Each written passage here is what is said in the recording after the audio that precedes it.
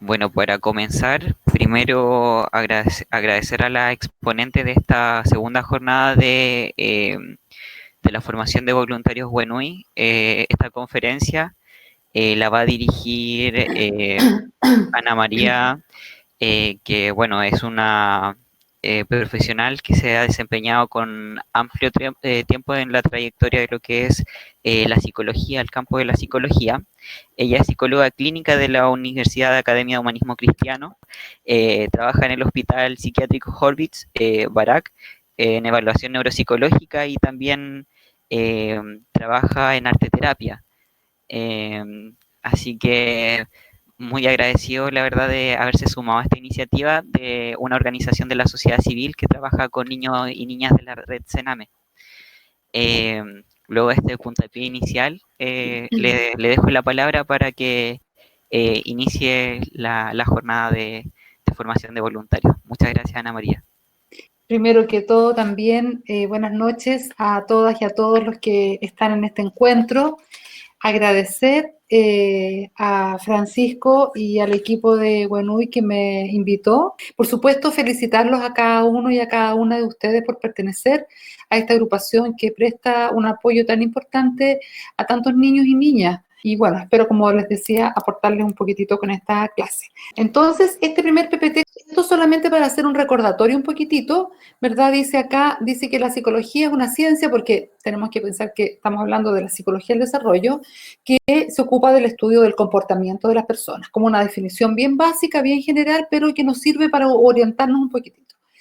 Y es una ciencia porque utiliza un método científico. Yo sé que en el grupo de ustedes hay harta gente que se dedica a las matemáticas, que se dedica a las ciencias más duras, otro más a las cosas más biomédicas. Entonces, también reconocer que la psicología utiliza un método científico. O sea, se propone hipótesis, objetivos de trabajo, ¿verdad? En su intervención también utiliza las evaluaciones, las reevaluaciones, y eso lo hace ser una ciencia también. Y, como dice ahí, se ayudan con pruebas estandarizadas, y pensando en esto que es su objetivo, que es el comportamiento, ¿verdad? Cuando hablamos de comportamiento, pensamos en conducta, que es lo que nosotros observamos y vemos del resto de las personas. Es decir, nosotros habitualmente miramos a alguien y no vemos lo que piensa, no vemos lo que siente, pero sí vemos su comportamiento más exterior, ¿verdad? Más externo. Y si por ahí vamos afinando el ojo, claramente podemos igual ir intuyendo e ir leyendo sus emociones, un poco uno puede pensar también el otro en lo que está pensando, pero generalmente nos quedamos con lo primero, que es la conducta más observable.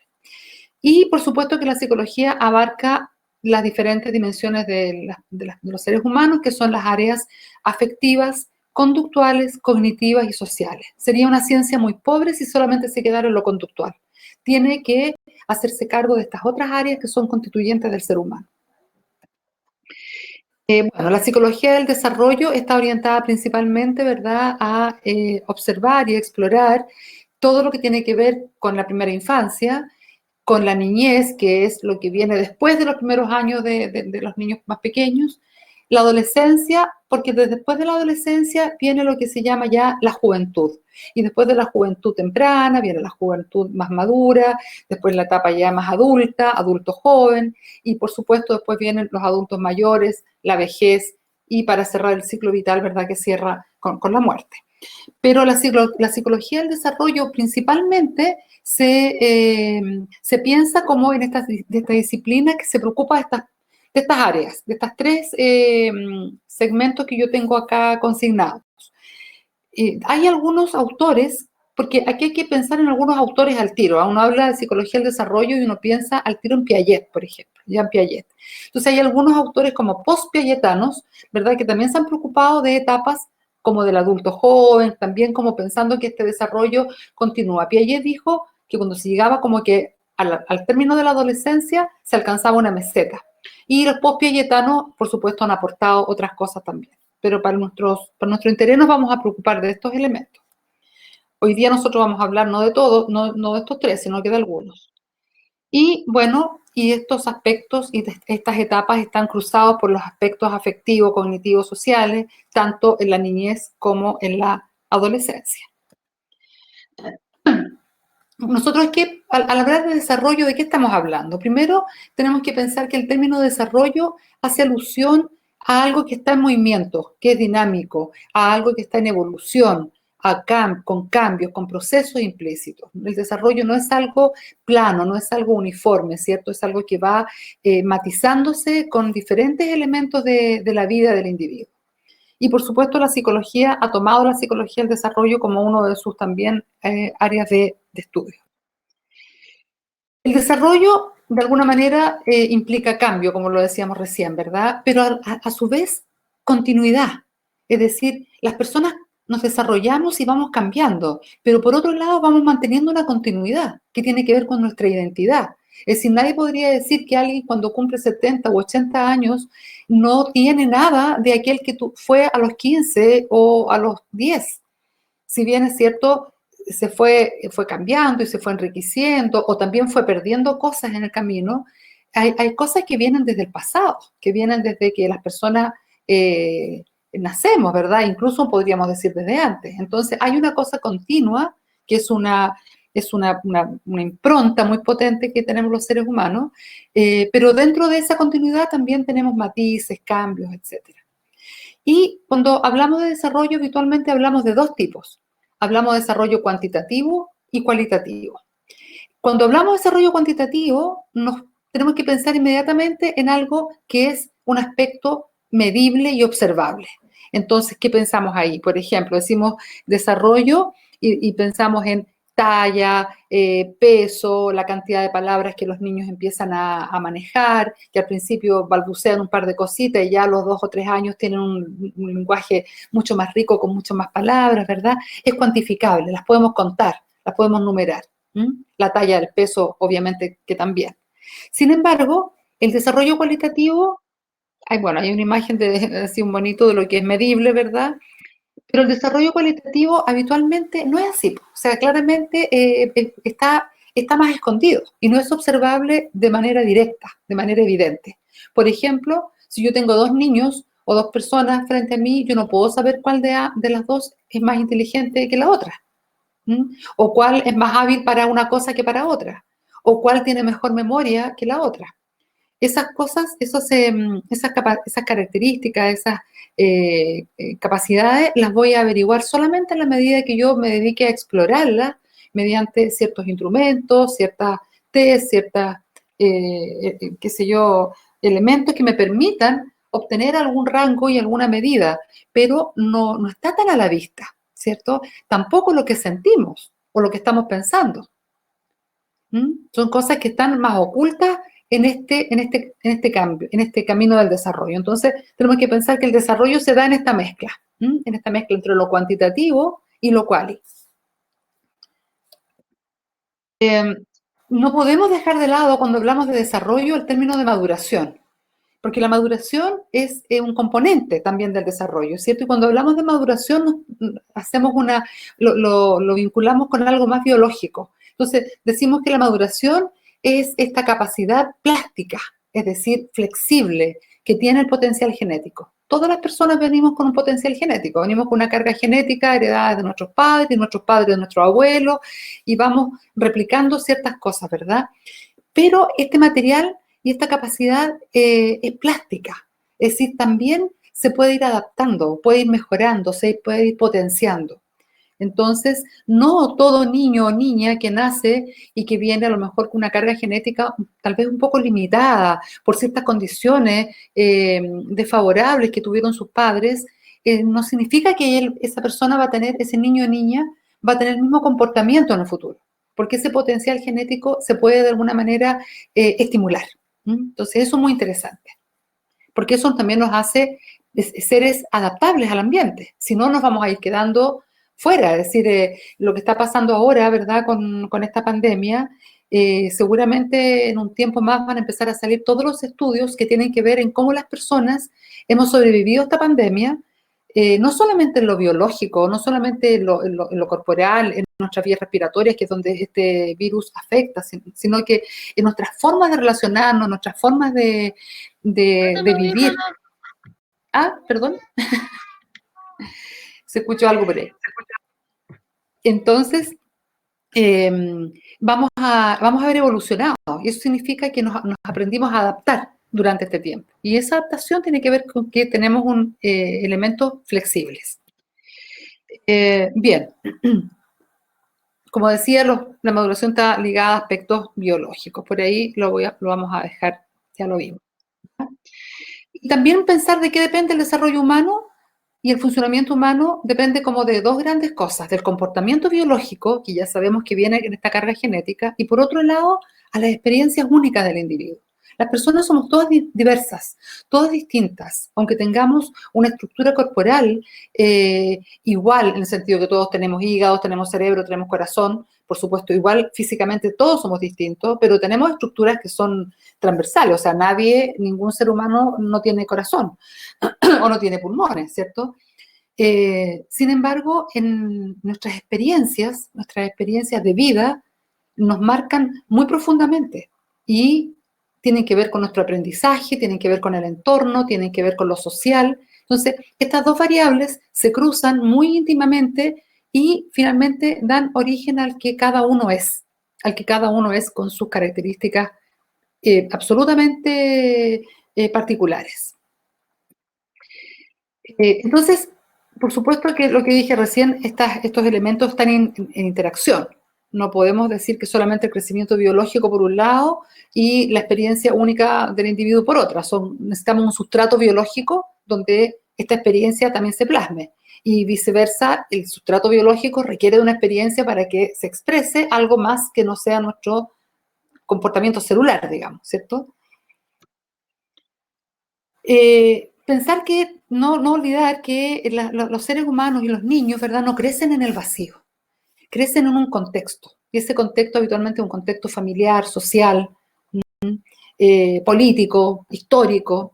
Entonces, eso también es algo que nosotros debemos considerar al momento de pensar. Yo, cuando preparé este material, si bien es cierto, son clases que yo habitualmente que hago y todo, ¿verdad?, pensando en el trabajo que ustedes hacían, que ustedes realizan, mientras revisaba los PPT y los mejoraba, les agregaba cosas, no podía dejar de pensar en el contexto que ustedes justamente trabajan, en los niños con los que ustedes trabajan, que son niños que han sufrido abandono, que han sufrido pérdidas, que han sufrido duelos, que han sufrido abuso, que han sufrido maltrato, que son niños altamente vulnerados en el fondo, ¿no? Entonces, ese es el contexto. Entonces, yo digo, tengo una biología, como decíamos anteriormente, y tengo una experiencia única. Entonces, estos niños, CENAME, estos niños que pertenecen a instituciones, ¿verdad? Estos niños tienen un contexto social muy particular. Entonces, esa experiencia única de la que yo les hablaba recientemente está muy vinculada a este contexto y nos va a marcar fuertemente. Y por ahí, ¿cuán difícil puede ser hacer digamos, que esto se flexibilice y que en el fondo estos niños puedan sacar el mejor partido de sí mismos? Por eso las experiencias que puedan tener ellos con ustedes, por ejemplo, que son la cara opuesta de lo que ellos han vivido, que ustedes les llevan alegría, les llevan juego, les llevan afecto, etcétera, puede reactivar aquello que ellos tienen como perdido en el fondo. Entonces, la importancia de la intervención temprana es fundamental. Bueno, esto podría dar evidentemente para mucho. Cortito esto también, aspectos del desarrollo de un niño, desarrollo físico, desarrollo cognitivo, social y de la personalidad. La personalidad se desarrolla en base a estos elementos que hemos estado revisando, ¿ya? Antes de dedicarme a las láminas que quedan acá, me gustaría, si alguien tiene en este minuto alguna pregunta, algo que quisiera compartir. Yo sé que estoy yendo un poco rápido, un poco por el tiempo y un poco porque nos queda un PPT completo, pero hay algo que quisieran compartirme, que quisieran preguntarme, estoy totalmente disponible. Así que si Francisco me ayuda ahí.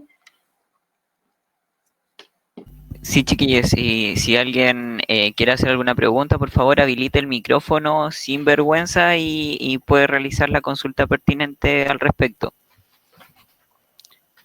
hay que considerar que no todos también son psicólogas, o sea, psicólogos en general, así que es importante igual que vayan haciendo consultas relacionadas a la experiencia de ser voluntario igual, o a la Exactamente. experiencia subjetiva de la vivencia en casa, pensando que hay invitados igual que no necesariamente están en contacto, o sea, en constante trabajo con niños, niñas y niñez. Exactamente.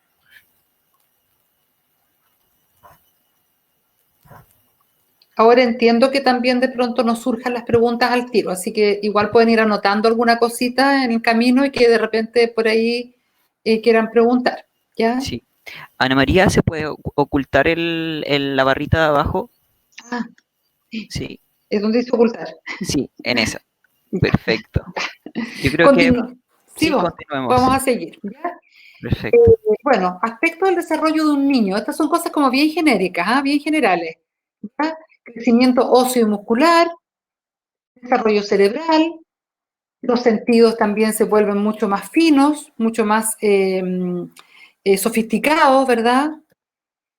Los aspectos nutricionales también son parte del desarrollo de un niño, los cambios en su alimentación, por supuesto la salud está ligada a todo lo anterior, las habilidades motoras, los niños van desde una cosa muy gruesa motora hasta cosas muy finas, ¿verdad?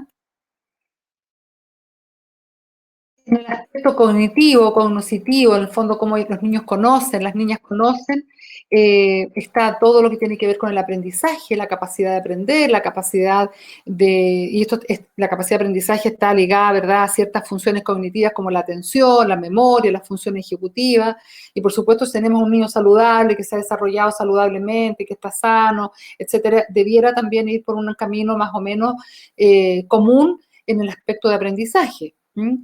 Entendiendo todas las diferencias de cada uno, todos los niños no aprenden de la misma forma. Los procesos mentales a los que yo hacía alusión recién y otros, ¿verdad? Yo hablaba de función ejecutiva, hablaba de memoria, de atención, hay otros, el mismo lenguaje, ¿verdad? Es un proceso mental también, el pensamiento simbólico. Bueno, ahí estaban ya, me adelanté un poco con lo que fui diciendo. En relación a la personalidad y a lo social, también hay un desarrollo en el fortalecimiento del yo, desde tener un yo inicialmente muy difuso, tan difuso que el niño no se diferencia de la madre al principio, ¿verdad? O de su cuidador principal, no se diferencia, piensa que es uno solo, hasta que empieza a diferenciarse y a separarse. Y por eso es tan importante cuando uno dice hasta qué edad, por ejemplo, la mamá amamantó a un bebé. Porque uno dice, hay mamás que te dicen, no, yo le di pecho hasta los 7 años, y así te lo dice con harto orgullo, y uno dice, chuta, para adentro uno dice, eso no está tan bien, porque necesitamos que el niño se haga autónomo, se independice y se despegue un poco de esa figura con la que estaba muy pegoteado e indiferenciado, que se diferencie, ¿verdad? Entonces, sí, Disculpa, Ana María. sí, sí. En esa misma línea, pensando en el contexto de vulneración en la cual llegan muchos niños y niñas a Servicio Nacional de Menores, ¿cuál es la implicancia, por ejemplo, del tema de apego o el tema de vinculación en la temprana infancia dentro de estos programas? Pensando que muchas de esas familias a lo mejor no tenían un buen vínculo, a lo mejor ese fortalecimiento del yo en realidad estaba más bien fragmentado. Mm. Hay niños que llegan desde, o sea, son institucionalizados desde bebés. Claro que sí. Entonces, las figuras de apego en realidad son cuidadoras de de trato directo, etcétera. Bueno, súper interesante tu pregunta. Yo la verdad que le di hartas vueltas también, Francisco, a ver si yo dije, a lo mejor alcanzo a meter algo de apego en este PPT, pero no era el tema y por supuesto el tiempo no da. Pero tenemos que pensar que para un sano desarrollo el tema de apego es fundamental.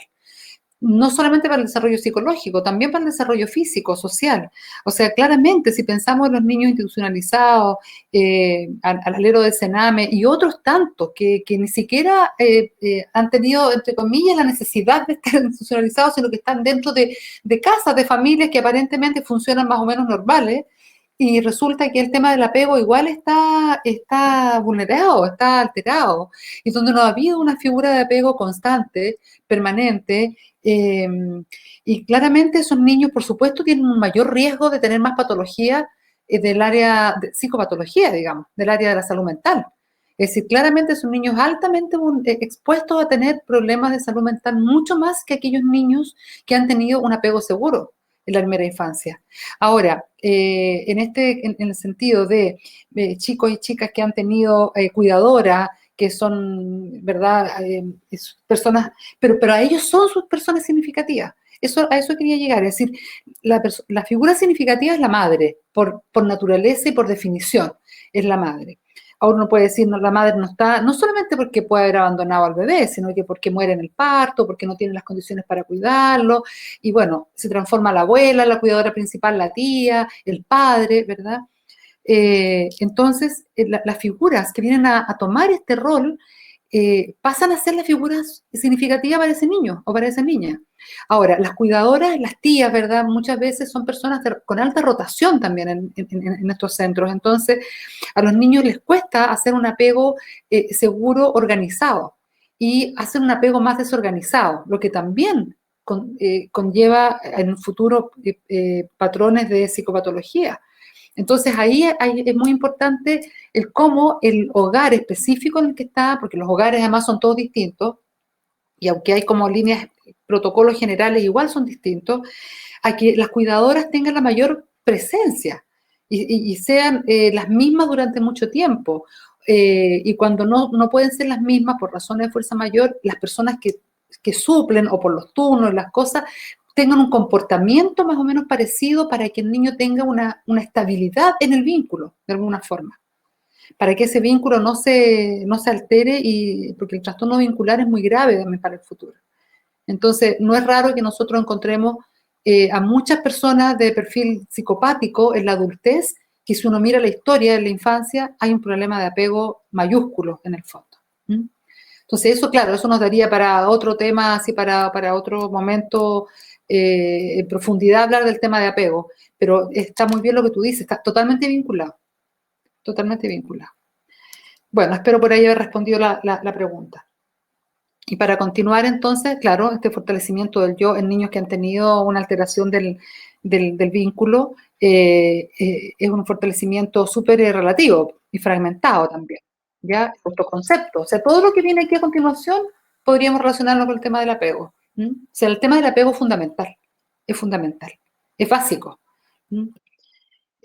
Todo lo que están viendo ustedes acá, podría yo detallar cada uno, pero tienen que ver con el tema del apego, ¿verdad? Es decir, cómo yo me relaciono con los otros, cuál es mi autoimagen, cuál es mi valía personal, cuál es mi autoconcepto, cómo es mi yo. Todo eso está dado en cómo se da el apego, que es una teoría maravillosa, es verdad, de John Bowlby, qué sé yo, de los años 80, por ahí, qué sé yo, que toma muchísima fuerza y que claramente es la línea que los psicólogos del desarrollo hemos seguido. Bien, ahora sí que igual si quieren hacer alguna pregunta, también en términos de apego o algo, podríamos aprovechar porque vamos a pasar al segundo PPT. A mí me gustaría hacer una pregunta. Adelante, ¿cuál es su nombre? ¿Aló? ¿Se escucha? ¿Aló? ¿Sí? ¿Cuál es su Daniel. nombre? Daniel. Hola, Daniel. Sí, es que, bueno, muchas gracias por la chat, todo, se agradece bastante. Qué bueno, ya, ok. Lo que quería preguntar era acerca sobre el apego. Como hablábamos de ¿Ya? apego y se da por Sí. entendido que entendemos lo que es apego, pero en verdad como que tenemos esa noción, pero no hay Ah, una, quizás sí la podría decir, es una difícil definición. porque es un Sí, concepto claro. harto, pero ciertas nociones, quizás con ejemplos sea más fácil de entender lo que sería el apego. Ya, al tiro lo vamos a Eso. hacer, súper bueno, porque efectivamente cuando uno habla de apego lo tiene normalizado y de repente no tiene uno tan claro qué es el apego. Uno tiene una intuición de lo que es el apego, ¿cierto? Pero el apego básicamente es la conducta o el comportamiento que los niños tienen hacia sus cuidadores. Y ojo, que no es el cuidador hacia el niño, o sea, evidentemente también, pero es el comportamiento que el niño tiene hacia el cuidador buscando protección. El niño se siente, se sabe en forma inconsciente, ¿verdad? Más débil, más frágil, más vulnerable y busca protección en sus mayores, busca protección en sus figuras de apego, en sus figuras significativas. Entonces, cuando el niño busca protección, lo esperable es que ese adulto esté disponible para entregarle ese apego, ¿verdad? Entregarle ese cuidado. ese cuidado, esa protección, ese afecto, esa estimulación. Pero muchas veces el niño busca y no encuentra, no encuentra. Entonces el bebé, por ejemplo, el bebé es chiquitito, pensemos en un bebé, un niño recién nacido, de pocas semanas de nacer, llora. Llora porque esa es su forma de comunicarse. Y cuando llora está pidiendo que lo vengan a ver, que lo abriguen, o que lo desabriguen si hace calor, o que lo tomen en brazos, o que le den la papa, ¿verdad? Lo que sea. Y resulta que ese adulto que no tiene las habilidades para cuidarlo, o que simplemente algo pasó y no está disponible para cuidarlo, no le presta, no le da la respuesta que el niño espera. Entonces, ese niño empieza a generar un apego inseguro, porque empieza, yo voy a decir, pensar. Estamos claros que un niño pequeño todavía no piensa, pero en el fondo le pasan cosas internas, tiene una sensación de que por más que llore, no es cuidado, no es atendido. Entonces la sensación que tiene es que él no es capaz de ser querido por sus adultos, por su persona significativa. Entonces, ¿qué va a empezar a hacer en el futuro? A no llorar, a no pedir, a tratar de arreglárselas por sí mismo. ¿Ah? En el fondo va a preferir guardar ese llanto, guardar esa angustia, guardar esa solicitud de necesidad, porque no está siendo cubierta esa necesidad. Y es más, está siendo dejado sin los cuidados. ¿Mm? Entonces se empieza a generar un apego inseguro. Entonces, el apego, Daniel y chiquillas y chiquillos, es este comportamiento que el niño tiene en busca del adulto, que es la persona que lo puede proteger, que lo puede cuidar, que lo percibe como el protector. Y el adulto debiera estar ahí para darle esa protección, por supuesto, afecto, amor, estimulación, alimento, todo lo que dijimos. Y si no está, se produce ese quiebre. Y ahí se puede ir para muchos tipos de apego. El apego inseguro no es el único. Está el apego desorganizado, está el apego evitativo, el apego ansioso. Pero el inseguro es el que nosotros podríamos relacionar más aquí en este momento. ¿Ya? Por ahí se aclara un poquito más entonces lo que es esta conducta de apego. Yo creo que sí. Sí, Pero completamente. después igual podemos tirar algunas ideas más al respecto. ¿Ya?